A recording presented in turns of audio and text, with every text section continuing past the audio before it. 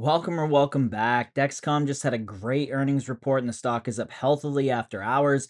I started buying the stock at the beginning of June and I put out a video a little over a week ago where I really explained the company's products and gave multiple reasons why I thought the stock was a buy. If you haven't checked that video out, make sure after you watch this video, you go check that video out and get the full thesis on the company. But they just reported earnings and things are looking great. A lot of the early remarks of the earnings call centered around the idea that I mentioned in the video, which was that Dexcom is working to expand the total addressable market for their products. And at least right now, it seems like the market thinks they are succeeding. I'm not going to read through a ton of the earnings call transcript, but I do just want to highlight this part because the CEO is very concise in his goals. And to be honest, it seemed like they were doing a great job of executing those goals right now. He said, "Since I stepped into the role of CEO, you've heard me reiterate my three priorities for Dexcom's next phase of growth. One, be the premier glucose sensing solution for all."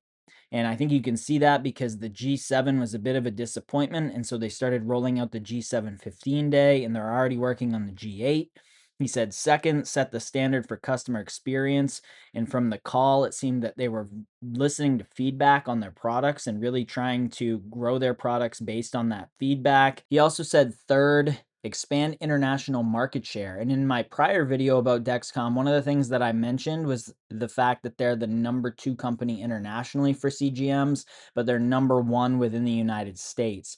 And one of the things I think you'll notice from the investor presentation notes that I have is that they're seeing solid growth internationally. So it seems like their strategy here, these three things, these three goals that he's talked about today, that they're doing a good job with those. He also said this event provided an opportunity to explore each of these topics in much greater detail. He's talking about the investor day up here. During the day, we shared updates on our product roadmap, reimbursement plans, international strategy, and future market opportunities. So again, expanding the total addressable market for their products. That's one of the things I talked about in that last video I did. And again, it's right in line with what he was talking about here on the earnings call. We also laid out our new 5-year financial targets and capital allocation plans, which included a $1 billion share repurchase authorization to be executed in 2026. A key part of our presentation was detailing the pathway to full coverage for the 25 million people in the US with type 2 diabetes not using insulin. So again, that is right on that same plane as expanding the total addressable market for their products, and they're really doing a great job of doing that. If we look at the investor presentation here, second quarter 2026, $1.3 billion in revenue, 12% organic revenue growth over quarter two 2025. So Dexcom is the number 1 CGM company in the US, but they're number 2 internationally. And I noted here that strong international growth is a big positive.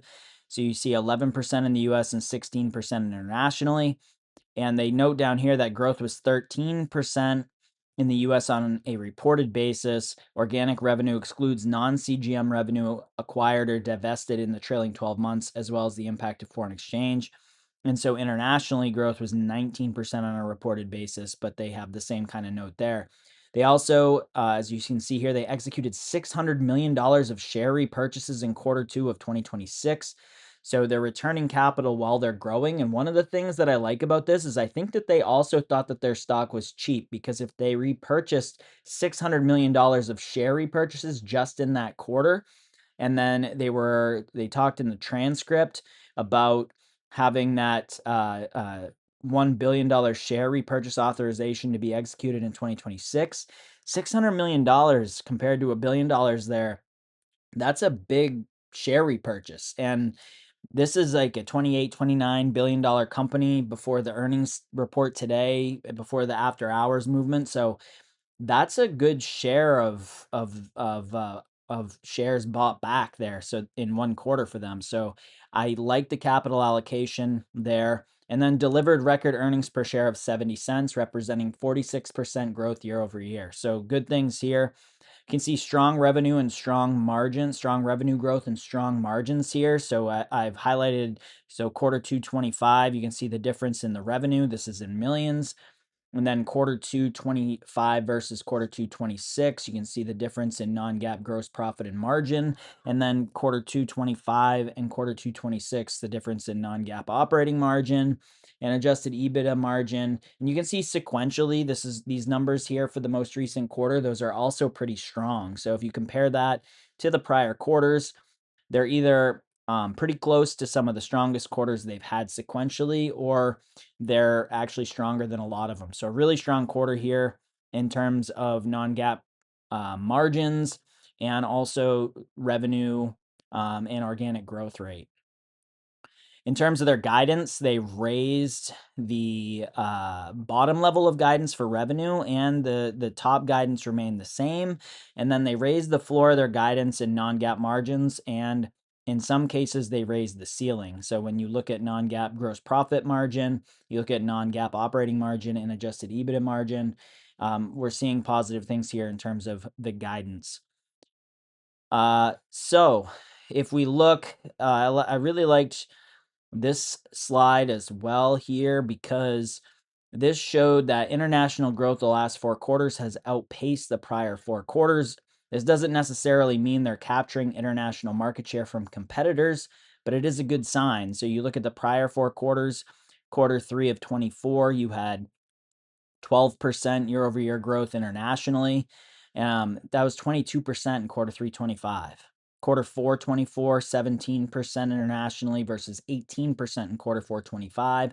7% international growth year over year. This is year over year, right? So you got to compare it to the prior year. But in terms of the year over year growth, quarter one 25, they had 7% growth versus quarter one 26, 26% growth versus the prior year. And then quarter two 25, 16% growth versus the prior year. And then quarter two 26, 19% growth versus the prior year. So they're accelerating year over year growth internationally each of the last 4 quarters when compared to the growth internationally in the prior 4 quarters. So this is really good stuff. If they're trying to capture that international market share, it doesn't necessarily mean they're capturing the international market share, because if the total market, the total addressable market is growing overall, you'd have to go look and compare that to their competitors like Abbott and Medtronic, or MiniMed, like I talked about in the last video when I talked about their competitors.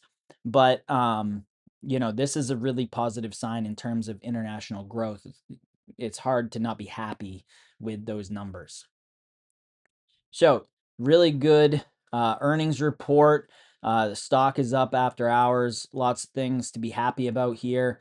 In terms of the chart, you can see we're now, I talked in the last video about how we're consolidating here over several weeks. And now we'll have broken out of this range to the upside. So if we are going to see the stock go and fill that gap at 107.56, this is definitely good progress in that direction.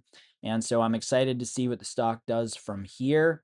I also went over my valuation for the stock in the last video. I did not update this from the last video. I looked at it briefly, didn't see a reason to really update too much here. They did revise some guidance upward, but it didn't change things a whole lot. So maybe in another quarter or so, I'll update this again, depending on what happens with the business. But overall, really strong quarter for Dexcom. Really like the after hours move, and I'm excited to see where the stock goes from here. Make sure you check out that other video I did where I went into a lot more detail on the company and the competition and the bull thesis for the stock.